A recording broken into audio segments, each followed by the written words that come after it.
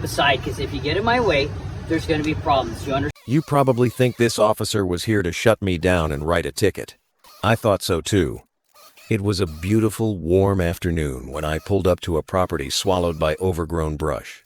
The homeowner, Mrs. Clara, a 91-year-old retired teacher, was facing a steep municipal penalty. Her husband used to keep their lawn looking like a golf course, but since his passing, the yard turned into a jungle. She relies entirely on a tiny pension, and local contractors wouldn't even return her calls when she explained her situation. So, I unloaded my gear to tackle this beast for free, but I barely made my first stripe when the drama started. A neighbor marched over, glaring at me. She claimed my equipment was a nuisance and said she was contacting the authorities right then. I kept my head down, focused on the thick weeds, and kept trimming.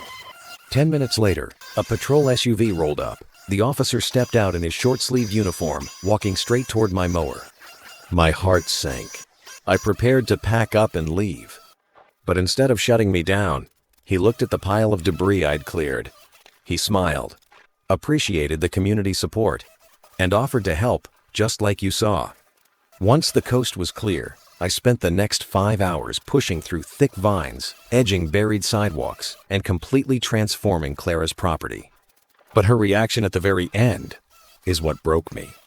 When she finally stepped onto her porch and saw the clean grass, she burst into tears. She handed me a photograph of her late husband in that exact yard, saying, "I gave her a piece of him back." Kindness doesn't cost a dime, but it means everything. If you stand with Clara, hit subscribe to see the final reveal.